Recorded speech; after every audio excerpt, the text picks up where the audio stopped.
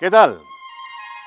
Ronda, Ronda, la profunda y honda que dice el acervo popular o la ciudad soñada. Ronda monumental y antigua que encandiló con sus encantos a Hemingway y a Orson Welles. Ronda que se asoma a este tajo impresionante que la divide, que la marca y que la define. Ronda de frío y de serranía, de bandoleros, caza y arte e historia entre sus calles y callejas. Bueno, no le faltan razones a este antiguo y pintoresco lugar por el que han pasado celtas, fenicios, romanos, árabes y finalmente cristianos. Ciudad amurallada envuelta en leyendas de bandoleros y toreros. Ronda adquiriría un halo romántico con los relatos de escritores viajeros extranjeros del siglo XIX como Washington Irving, Prosper Mérimée y Paul Gustave Doré. El mito continuaría en el siglo XX con el poeta checo Rainer Maria Rilke, que le daría el sobrenombre de Ciudad Soñada.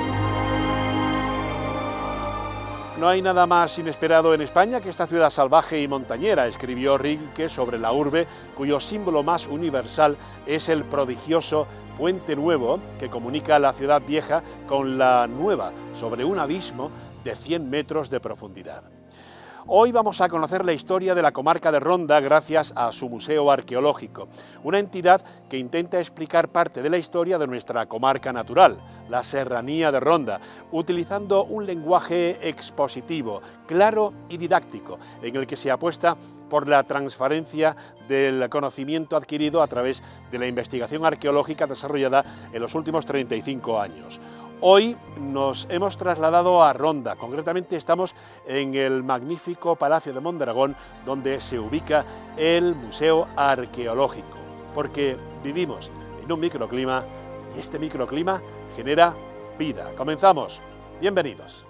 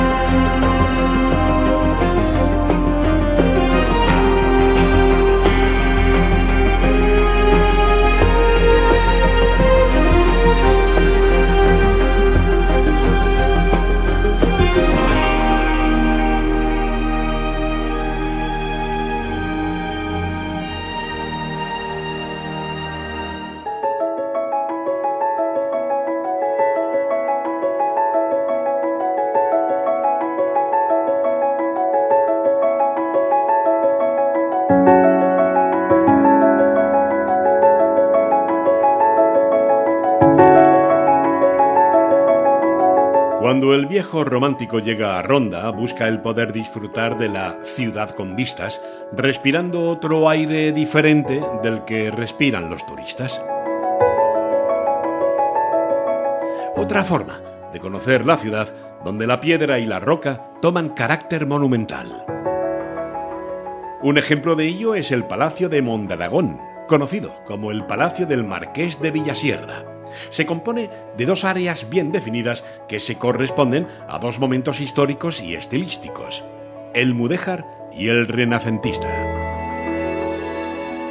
En la fachada monumental del edificio, flanqueada por dos torreones en los extremos, se abre la portada de estilo barroco que es claramente posterior, realizándose además de forma marginada al resto.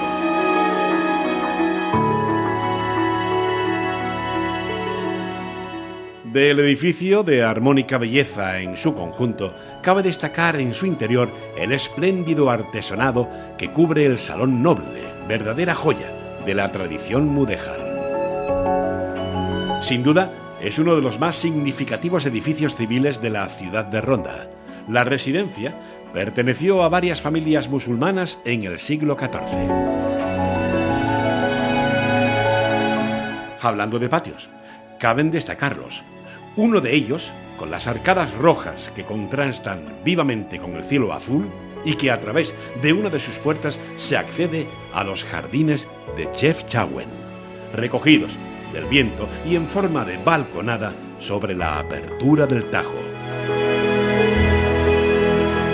Lugar ideal para descansar un tanto y dejarse embriagar por el perfume de los jazmines. Arrumbado por la temperatura, un consejo: conviene subirse los cuellos de la chaqueta.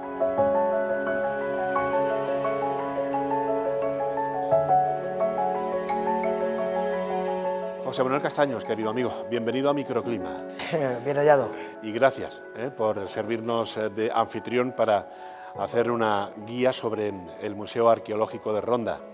Un museo arqueológico donde está ubicado en un impresionante palacio de Mondragón. Pero yo no sé si estarás de acuerdo conmigo. Yo creo que ya el palacio en sí ya es un auténtico museo. Sí, bueno, de hecho hay museos, como bien sabes, que se montan con un edificio realizados profeso para el museo, pero en este caso se ha aprovechado un edificio histórico para instalar el Museo Municipal en su interior. Con lo cual siempre se ha tenido un poco la delicadeza de que un continente no se comiera al otro, de manera que el contenido que tiene el museo no se coma el continente, que en sí mismo tiene bastante belleza. Una breve reseña. Palacio de Mondragón, cuéntanos, ¿dónde estamos? Mira, estamos en pleno conjunto histórico de Ronda, de la ciudad de Ronda, en la parte histórica, en el barrio de la ciudad, que se llama, que además es la transliteración del término Medina islámico árabe, y en uno de los edificios civiles más importantes que tiene este pueblo, ¿no? Entonces, se conoce también como el Palacio del Marqués de Villasierra, pero popularmente aquí en Ronda se conoce como el Palacio de Mondragón. Y se conoce como Palacio de Mondragón cuando en realidad habría que hablar de palacios de Mondragón. Porque, son tres, ¿eh? Efectivamente, porque son tres pequeños palacios que, como se concedieron seguramente al mismo propietario después de la conquista de Ronda, con el tiempo terminaron anexándose uno a otro y tienen la configuración que podemos ver. De tal manera que una de las cosas que llaman la atención de este lugar es que, aun siendo un solo palacio, cada uno de esos palacios se articulan en torno a patios, de tal manera que tenemos tres patios. Y nosotros aquí conocemos el edificio al que pertenece cada palacio por el nombre de sus patios. De tal manera que en este que estamos aquí, que es el patio de entrada, sería una primera casa, de la que tenemos, por ejemplo, aquí... La entrada original. Efectivamente, además. La entrada original. Veremos también el patio mudéjar, que es, digamos, el patio del edificio más antiguo que se conservan de estos tres, y también otro patio castellano, que es un patio con bastante sabor del siglo XVII, realizado con madera y demás, que articulaba esa tercera casa que terminó uniéndose al Palacio de Mondragón. Fantástico. Pues nos ponemos a tus manos. ¿Empezamos la ruta? ¿Empezamos la guía por el fantástico museo? Venga, empezamos, si te parece, podemos empezar por el patio mudéjar. Sí. Y a partir de ahí ya pues iniciamos nuestra visita. El patio mudéjar, que es una auténtica maravilla. Maravilloso. Vamos para allá.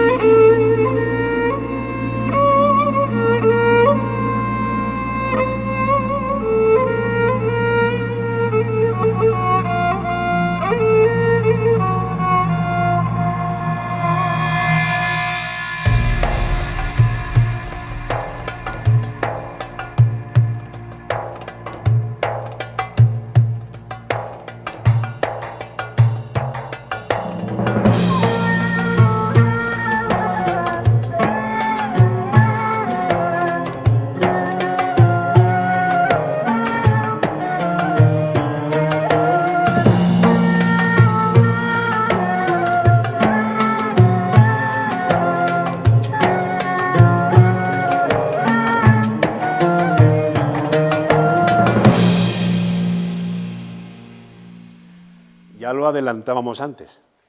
Estamos en el patio mudéjar. Esto es una maravilla.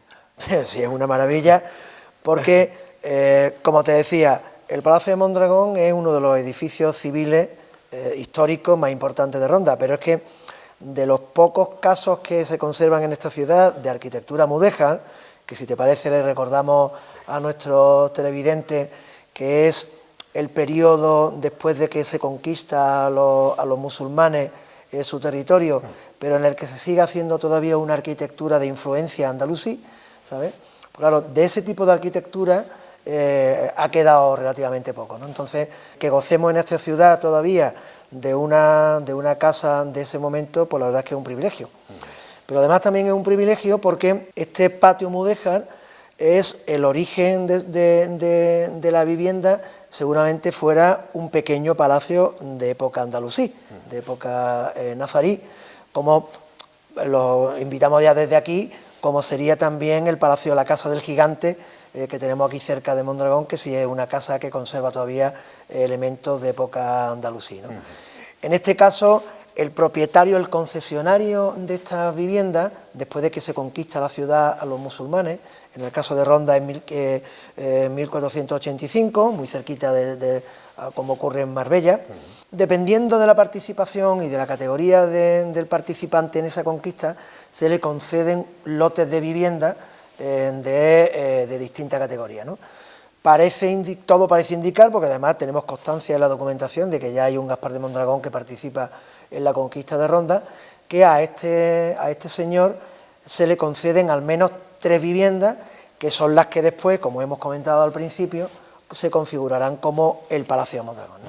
Entonces, pero estamos aquí en la parte mudéjar por lo que te comentaba al principio. Primero porque es la parte más antigua, es la que conserva todavía la integridad de la arquitectura de aquella época. Sí, pues completamente, porque además la orientación que tiene es una orientación norte-sur, con las salas principales al norte para disfrutarla en invierno, porque es la que está más soleada, y con la más fresquita al sur, con una entrada en recodo, que es en la arquitectura andalusí es muy importante para preservar, digamos, la intimidad del interior de la vivienda, porque la vivienda se relaciona un poco con el honor de la familia, que está representado por la mujer es la que vive en la vivienda, de tal manera que desde la calle no pueda verse nunca cuál es el interior de esa vivienda, ¿no?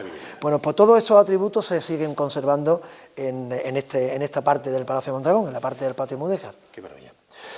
Si te parece, vamos ya a las diferentes salas donde se recojan las edades del hombre, de todo lo que ha sido la historia de Ronda hasta el momento. Estupendo. Siempre hay que decir que, sin duda alguna, el Museo Arqueológico de Ronda está configurado prácticamente de una temática absolutamente didáctica. Sí, eso fue la intención de cuando se generó, cuando se creó a inicios de los años 90, para no hacer un museo exclusivamente de piezas, sino que la pieza fuera la excusa para transmitir una narrativa, un discurso, y que ese discurso, por supuesto, llegue a la sociedad, que al fin y al cabo es la obligación que tenemos los arqueólogos, ¿no? Perfecto. De que la gente lo conozca. José Manuel, vamos a una de las primeras salas, ¿va? Venga, cuando quiera. Vamos allá.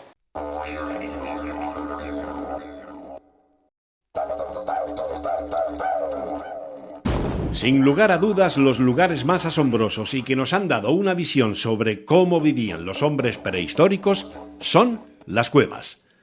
Los estudios demuestran que estas comunidades prehistóricas usaban las cuevas por secciones. Así, la entrada o boca de la cueva solía funcionar como lugar habitual de descanso, comida o reunión, en tanto que las profundidades estaban reservadas para rituales especiales e incluso como almacén para la comida. Así, serían ellos los primeros en pintar en las paredes de las cuevas con escenas de caza o las figuras de los animales a su alrededor, dejando así testimonio de su paso por estas tierras. Los expertos señalan que los hombres primitivos preferían que sus lugares de cobijo estuvieran cerca de los recursos que cubrieran sus necesidades inmediatas, antes de que, por ejemplo, tuvieran exposición al sol, siendo entonces las cuevas una opción verdaderamente valiosa. Estas le permitían protegerse del clima tan agresivo producto de las glaciaciones. Ciertamente ha sido el arte encontrado en estas cuevas lo que más ha llamado la atención, pero en realidad el significado va mucho más allá.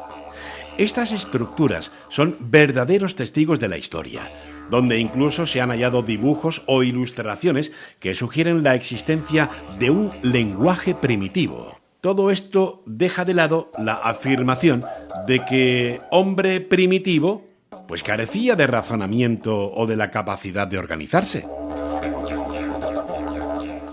Seguimos estando en el Palacio de Mondragón, aunque los televidentes crean que nos hemos trasladado a una cueva. Y es que, como os comentaba al principio, la filosofía con la que se montó este museo, que fue a inicios de los 90, estaba muy en la tendencia del museo con recreación de ambientes, ¿no? En el que las piezas un poco ayudaran a construir una narrativa, pero que el contexto también hiciera sumergirse a la gente en el contexto histórico en el que se trata, ¿no? Entonces nosotros aquí en el Museo de Ronda, en concreto tenemos de momento montado 3 áreas temáticas: prehistoria, digamos, antigüedad, y nos falta la parte andalusí, y nos encontramos ahora mismo en el área de prehistoria, en la que distinguimos a través de colores y a través de distintas recreaciones de ambiente lo que es la prehistoria antigua y la importancia que tuvo dentro de la prehistoria antigua el hábitat en cuevas. Por eso nos encontramos en una cueva. Estamos en una zona, como bien saben los que nos están viendo, kárstica, es decir, de caliza, donde las cavidades son relativamente frecuentes y abundantes, y el hombre la utilizó para desarrollar su día a día, ¿no? Y en esta sala, por ejemplo, de prehistoria antigua, lo que se representa es las diferentes actividades y los diferentes recursos que se daban en el interior de esas cavidades, ¿no? Desde enterramiento de deposiciones de funerarias hasta pintura y, por supuesto, pues alguna cerámica y demás.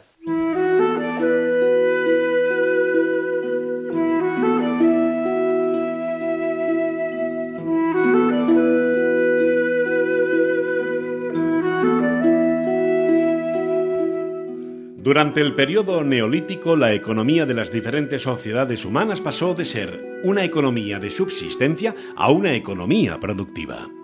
Esto quiere decir que los grupos de humanos comenzaron a intervenir en los ciclos naturales de las plantas y animales para su mejor aprovechamiento.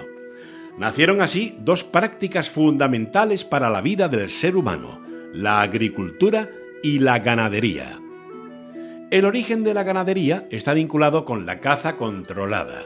En principio, los grupos de cazadores-recolectores preservaban a los animales que se encontraban en edad reproductiva para asegurarse el alimento futuro.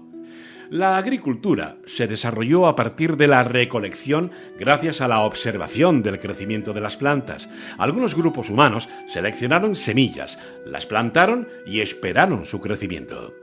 Al principio, esto se practicaba de manera itinerante y en espacios para la siembra generados a partir de la quema y tala de zonas boscosas. El bajo rendimiento de estos terrenos llevó a estas sociedades a buscar espacios más aptos para la siembra y la cosecha. De esta manera, se crearon los primeros campos de cultivo de manera permanente.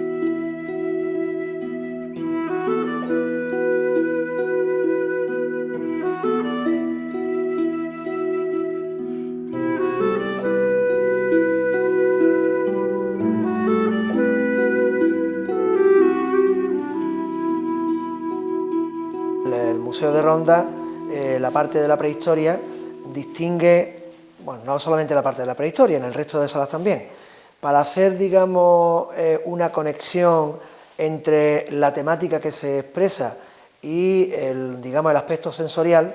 Cada sala está pintada con un color, de tal manera que el color identifica un poco el periodo en el que nos encontramos, ¿no?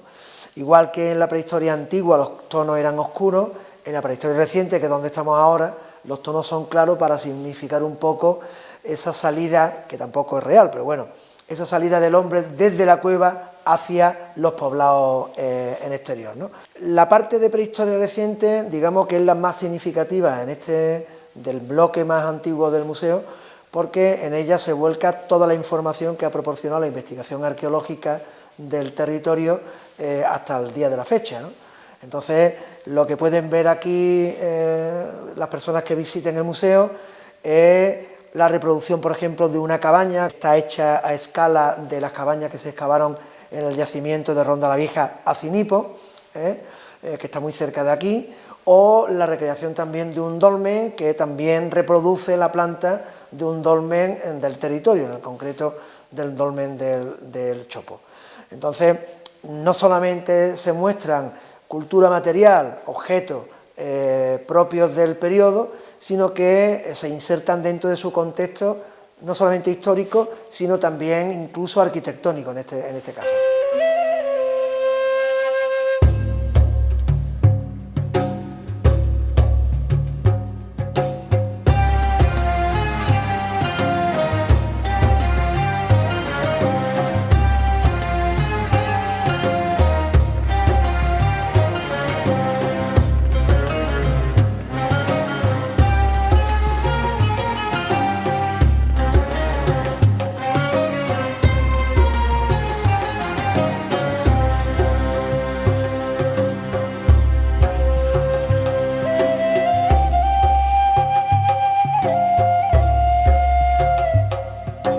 El Museo de Ronda es, huyendo un poco de lo convencional del museo arqueológico, aparte de las recreaciones de ambiente, ha querido un poco significar cada momento histórico con un hito que lo representa, ¿no? con un elemento, digamos, que le resulta más representativo, siempre teniendo en cuenta de que hablamos de conocimiento arqueológico de la comarca de Ronda, ¿no?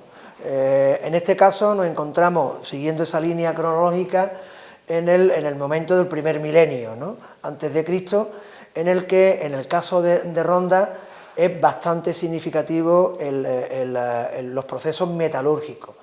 Y de esa significación, de esos procesos metalúrgicos, tenemos un magnífico ejemplar en este molde de fabricación de espadas del tipo Ronda Saída, del siglo VII a.C., que es un poco el que introduce en este momento de transformaciones tan importantes que fue el primer milenio y que ocupa tanto esta sala como la siguiente, relacionado también con el tema de la cerámica, sobre todo ya hablando de época ibérica.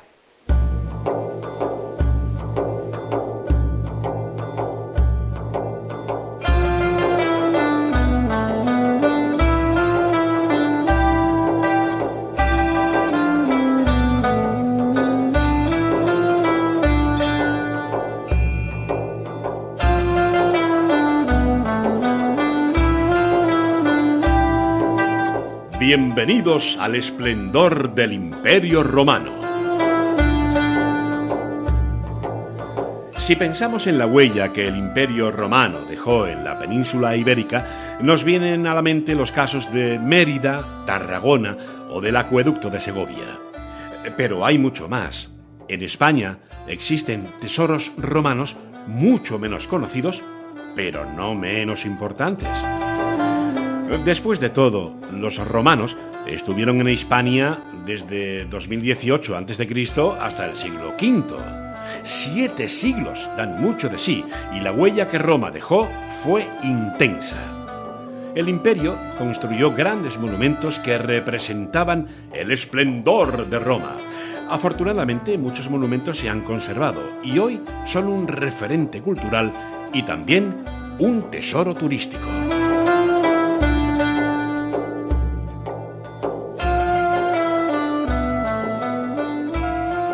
De verdad es fascinante la ruta que nos estás enseñando en el Museo Arqueológico de Ronda.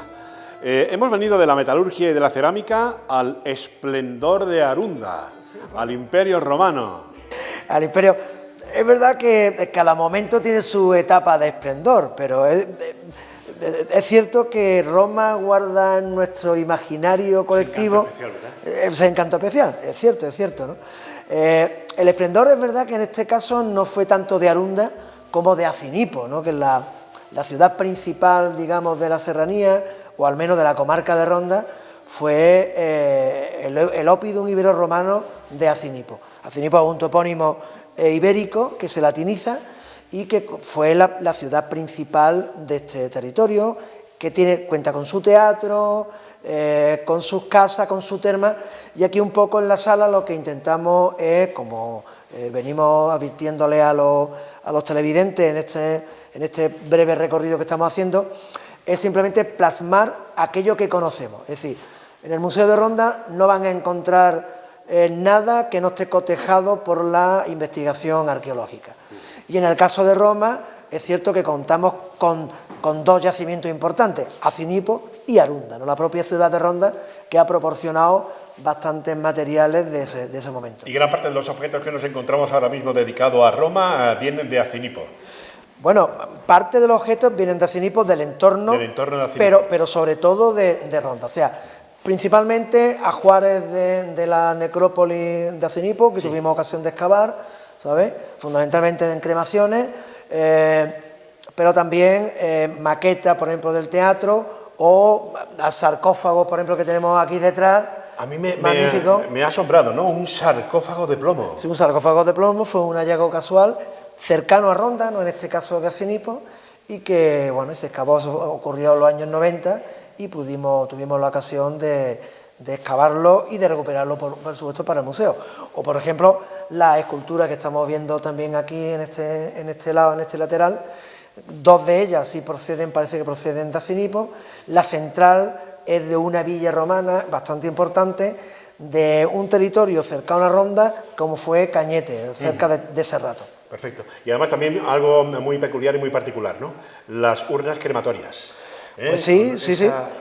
Singularidad que tienen en la época romana las urnas crematorias que tenemos. Sí, porque los que nos ven tienen que tener en cuenta que la inhumación, digamos que fue una práctica funeraria bastante posterior. Sí. Digamos que la de tradición indígena, la de tradición ibérica, eran las cremaciones, las incineraciones, pero vamos, el término más correcto es y la metían bien en urnas de cerámica, como vemos, por ejemplo, en la recreación de este columbario, o en el caso de Acinipo, en unas pequeñas urnas de piedra local, de piedra de Acinipo, de caliza de alga, una piedra bastante blanca, que representan pequeñas casitas. De ahí que las tapaderas, por ejemplo, sean tapaderas, muchas de ellas a 4 aguas o a 2 aguas.